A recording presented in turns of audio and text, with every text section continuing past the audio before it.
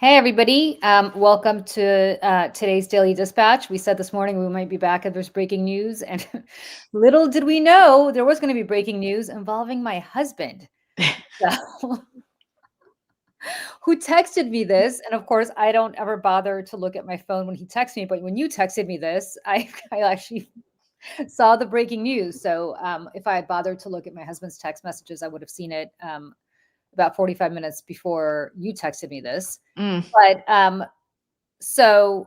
well, why don't we put up the New York Times headline and see what happened? Yeah, let's throw this up here. There we go. Headline for the New York Times says appeals court says Alina Habba is unlawful U.S. attorney. Alina Habba is not my husband, in case anybody's wondering. But the person who is my husband is the person who tried this case. Yep. And who had to drive all the way up to Williamsport, Pennsylvania over the summer, which is very far away from anywhere that we live. And he tried this case to make the case that she was illegally appointed as U.S. attorney for reasons that I will get into. They're fairly complicated. Of course, the Trump administration appealed, and my husband and our family friend, Abby Lowell, who my husband has been friends with for decades, one of his best friends, tried this case together, the appeals case together, and just came down this morning that the appeals court unanimously upheld the lower court's decision that Alina Habba is not the legally appointed United States attorney for the District of New Jersey. This is not just about New Jersey, although this is just the Third Circuit decision that applies to just New Jersey, Pennsylvania, and Delaware. But it also now will presumably find its way to the Supreme Court, where it will affect Lindsay Halligan and similarly appointed attorneys in Northern New York, where you are right now, Michelle. Yep. In the Northern District of New York and other places. So why don't we play a clip from CNN to set this up, and then we'll talk about it in a moment. Appeals court that says that President Trump's former personal lawyer, Alina Habba, is unlawfully serving as the U.S. attorney for New Jersey. Let's get right to CNN's Caitlin Polans for the latest on this. Caitlin, what are you learning? John, the last few lines of this decision from all three judges on that panel in the Third Circuit Court of Appeals, it's pretty clear. Alina Habba is not the acting U.S. attorney for the District of New Jersey. The reason, they say, is the way that she came into that position. Now, she had been nominated by the Trump administration to be the U.S. attorney in New Jersey, but it went so long without Senate confirmation, more than 120 days as required by law. That's when Congress should be able to weigh in on a presidential nomination, that Alina Habba was then stepped back from that nomination and slid into the job through other appointments in the Justice Department. One of the things the government argued, the Justice Department, the Trump administration argued, was that the Attorney General should be able to give Alina Habba powers if she wants, as part of the Justice Department, to do this job as the U.S. Attorney in New Jersey. The federal court here, they say, no, that is not going to be how this works. You cannot just do that. It doesn't hamper the ability of the Justice Department in New Jersey to keep working. This is going to have implications, very likely, for other places where the Attorney General has tried to give powers to someone like Alina Habba, say maybe in the Eastern District of Virginia with Lindsay Halligan, although this ruling, it only applies to New Jersey and the surrounding states. It does mean, though, that this now could be something that goes to the Supreme Court, and we're very likely to see other appeals courts weigh in on this issue at some time as well. John? Wow.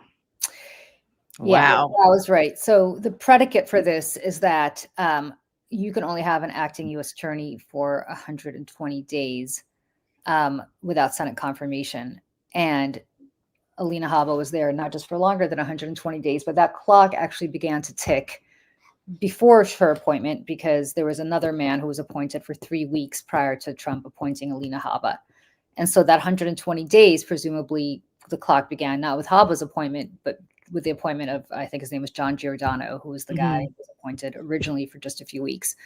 And the reason for that is because otherwise you'd be able to circumvent the advice and consent of the United States Senate, which is what the law allows constitutionally. I mean, this is a constitutional provision. And Trump is trying to go around the appointment here. And Right. United States senators in New Jersey, Cory Booker and Andy Kim, said no way that they were Mhm. going to blue slip Alina Habba, which is the process by which the hometown senators can say they don't want the nomination to move forward. Now, could Chuck Grassley, the chair of the Senate Judiciary Committee, ignore the blue slip? He could, but I don't think he wants to, because if you start that process, Right. one day a Democratic judiciary chair might ignore your blue slip from Iowa. So, they didn't do Funny that. how that works. Yeah, that's not how it works. And so when Booker and Kim said no, I mean, her nomination was basically DOA, but Trump tried to keep her in anyway. What they did was, it's very interesting. There's one of two ways somebody can become U.S. attorney. Mhm. One is through Senate confirmation. The other is that the district court, federal judges of that district court can select you. Okay. And they did not select her. They selected her, her first assistant, a woman who was a career U.S. attorney, assistant U.S. attorney, a woman named Desi Grace. And the next day, Alina Habba fired Desi Grace from her job. Poor Desi Grace had nothing to do with any of this other than she just happened to be in that job, right? That job, and the judges just said, "You're going to be the next U.S. attorney." Desi Grace was fired, and they put Alina Habba in as first assistant U.S. attorney, and to make her acting U.S. attorney, again, to try to circumvent that a different way. They have gone through a billion hoops to circumvent the advice and consent of the United States Senate. Right. And, this is kind of what they tried to do with Lindsay Halligan down in the Southern District, in the Eastern District of Virginia. Mhm. And in order to get Jim Comey and Letitia James indicted, Right. because nobody else would sign off on that indictment. No one wants to risk their entire legal career. You know what I mean? Or their license to even practice law, because I mean, that's what's going to happen at the end of all of this eventually. I mean, people like Lindsay Halligan, who had never seen the inside of a courtroom, Right. has risked whatever her legal career was going to be. And Alina Habba, I don't know, this is just somebody will write a book about this, I'm sure, at some point, but why Alina Habba continues to be trusted with, doing anything that requires a great legal mind. I mean, she botched most of Donald Trump's, legal matters leading up to the election. I mean, it's laughable. And for a woman who said that if she had to make a choice between if she wanted to be pretty or if she wanted to be smart, she said she would choose pretty. At least she has that. Look, she still has her looks, which is nice. Listen, yeah, but she's 41. Good for you, girl. She's 41. She's going to have that for a while, so good for her. But I will also say this, and this is the part that I think people don't get, and I know this because, again, my husband practices law, and a lot of it is in New Jersey. Right. That federal court has effectively been shut down. Because the judges ruled against her. She continues to be there. The lower court judge gave a stay, so she continues to be in that office. But, anybody she indicts or any cases that they bring, eventually they were worried that if this appeals court would rule the way it did, and the Supreme Court agrees with the appeals court, which who knows with the Supreme Court what's going to happen. But according to the law, it should. Because we still have a choice and consent. I just don't like. It seems like a weird hill for them to die on. Well, they've got a lot of other hills. Who knows? Yeah. And so any indictment that's brought with Alina Habba's signature is going to be thrown out if she's not the properly appointed U.S. attorney. And so you've effectively had this law and order administration shut down the exercise of justice in the District of New Jersey. And also then I believe in Virginia and in Northern New York and anywhere else. I mean, there are people who have to be tried. There are people, the reason my husband got engaged in this was obviously for constitutional reasons, and I'm proud of him, but the reason nominally that he had standing to bring this case is because he had a client who had been indicted by Alina Habba after the indictment. Right. After the 120 days were up. Mm-hmm. And so therefore he argued that she was not properly charging him. She couldn't Right. indict him. And if he listens to this, I'm sure I probably got some of this wrong. I hope not. He could fact check me later. But look, Story of my life. Yeah, story of my life too. But the problem is, it's you can't do that. You can't do that.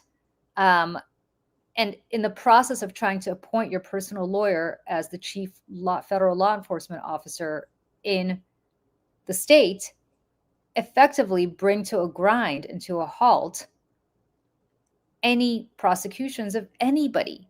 Right. So Donald Trump's really concerned about what's happening in Venezuela. There are drug dealers who probably would be indicted in New Jersey today who are dropping fentanyl and coke and God knows what else. And listen, they don't care about the drugs. It's not even about the drugs, because if it was about the drugs, Donald Trump wouldn't be pardoning, other offenders. I mean, what's his name? The guy, what was it, Honduras or something like that? The guy with 500, whatever. I'm going to get it wrong. It's been a long day already, and it's only 12:17. But he's pardoning a drug lord, and then bombing boats off the coast of the Caribbean.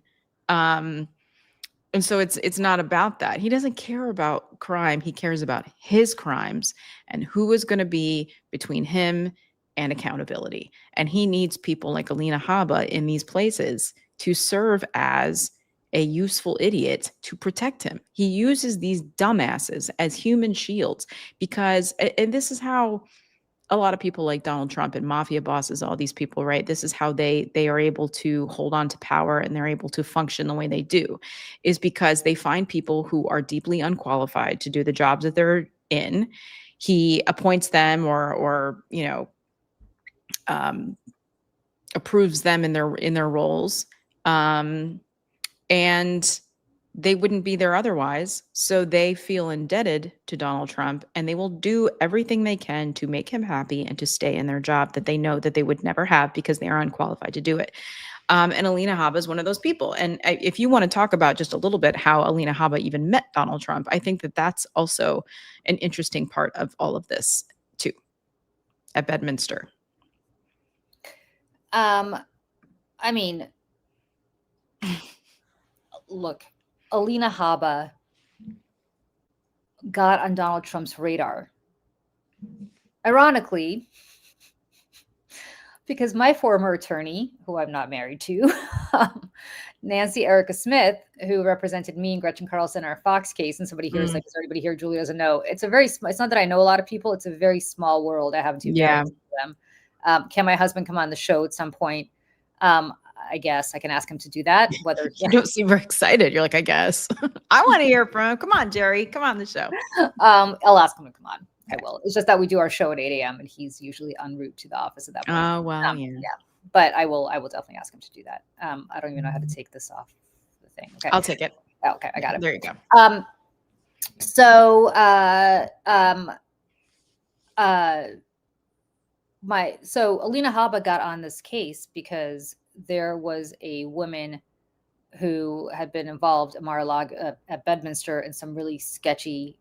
She was a waitress, I believe, or a server at Bedminster Golf Course, and something happened. I don't know if it was a sexual harassment thing. Something happened, and they made her, and Alina Habba, who was a member of Mar-a-Lago, said to her, "Hey, I'll represent you against these people," and did a catch and kill. Had her sign some ironclad NDA where she would never talk about it in exchange for like $2.50. Wait, for real? Oh yeah, that's how Alina Habba got on his radar. $2.50? I mean, I'm exaggerating, but it was something. I was like, but it was something like that. Yeah. It was something like that. And so she ended up contacting Nancy Erica Smith, who's the woman who represented me in my Fox case, somebody I know very well. And Nancy Erica Smith took up this case and got her some justice and got her out of this NDA and the woman sued. And got a lot more money than that, and also got Good. off her NDA, which is how we know about this. Mm, But that's how Alina Habba got on Trump's radar. She caught and killed a toxic workplace that case sounds about right. That by sounds about right. ingratiating herself to this woman. And I believe was, if I'm not wrong, either sanctioned by the New Jersey bar for this, or I think there's sanctions, potentially a complaint maybe pending to have her sanctioned. So, you know, a lot of this is just sketchy stuff that this woman did in order to, you know, become close to Trump, and she did. And of course, then Trump pays attention to her, and she's attractive, and she's a lawyer, and nobody else wants to represent Trump at this point. So, well, that's right. That no reasonable attorney in their right mind would represent Donald Trump anymore. You know, I mean, beyond just the reputational aspect of this, he doesn't pay his bills. I mean, like, come on. So she's like, yeah, I don't care. I'll do it. I'll do it. So, I mean, these are not great people. This is somebody who, when she first became U.S. Attorney in New Jersey, immediately said that she was going to investigate the governor of New Jersey and the Attorney General of New Jersey for, I don't even know what, like some nonsense to do with like immigration. Now, I'm not a big fan of Phil Murphy, governor of New Jersey. I'm not a particularly huge fan of the Attorney General, but come on. Listen, I mean, there's plenty of people. There's plenty of people in this world that I do not wish. I do not wish law enforcement on. I do not wish federal law exactly. That's where I draw the line. Like, I certainly wouldn't wish that on them. Like, that's you know, there's people who deserve lots of shit, but that's the line. Yeah, she said she was going to investigate Cory Booker. That's insane. That's insane. Something I forgot what, a crime in Newark or something. I mean, like crazy, insane stuff that was such just a misuse of federal law enforcement. And again, oh my gosh, and waste of resources. I mean, like, just go, like, these people just go through money and resources. This is, the DOJ has become Donald Trump's private law firm. Like, that's what this is. Like, he's got an army of attorneys in his mind, and law enforcement officials, people like Kash Patel, who are just going to do his bidding. And listen, no one should be surprised by this. This is exactly what he said he was going to do. I am your retribution. Here we are. Here we are.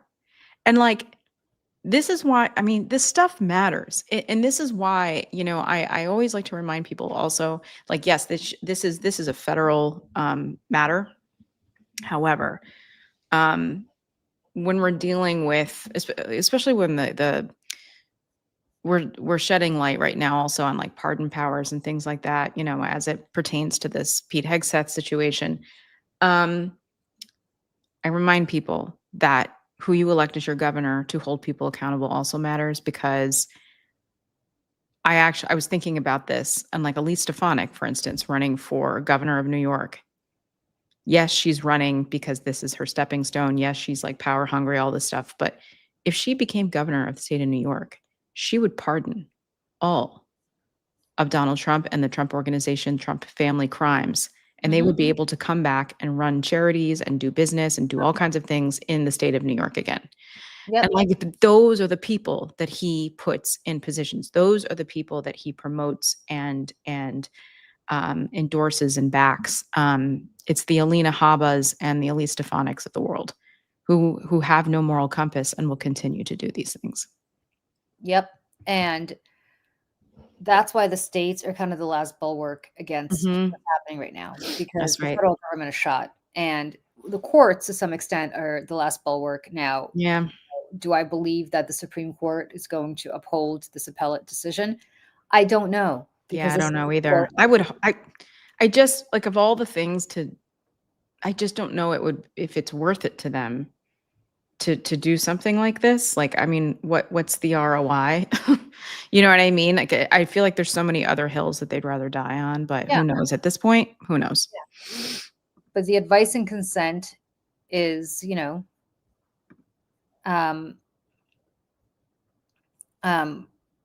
the advice and consent of the Senate is just something that is in the Constitution. I mean, it is constitutionally proscribed. Yep. And if they overrule that, then you know, they have no respect for the Constitution as it is. No, But if because they don't want that I version mean, of the Yeah, Yeah. they don't want that version of the Constitution to even exist But anymore. and the part that kills me is if they overrule this, you better bet your ass that the next time a Democrat's going to be in charge, they're suddenly going to remember that that Constitution exists. It's not like this is going to be equally applied, right? They're going to find Oh, yeah, no. they're going to find some reason as to why it does not apply to Donald Trump and Alina Habba, but it applies to, President Newsom or Pritzker or, Kinney or whoever is going to be our next Okay. Kinney. President Kinney. President Kinney. That sounds good, Michelle. President No, Kinney. it doesn't. It does not. Anyway, well, we wanted to just come and quickly tell you about this because it was some breaking news. We are going to be back at 7:00 tonight, Michelle. Yeah. So, Lieutenant Colonel Jacqueline Urso, retired United States Marine Corps judge advocate. There was a few questions that were asked on Friday that, she was like, I didn't want to give any misleading answers. So I just said, we'll get back to this. So she's dug into, into her research and has some answers about this Pete Hegseth legality issue, and would love to share that with everybody. So we're going to sit down with her for just a little bit, maybe 30 minutes or so, from 7 to 7:30 tonight. If you want to jump on, have any more questions for her, please, by all means, jump on. We'll be right here on YouTube. All right, everybody. See you then. Bye. Bye.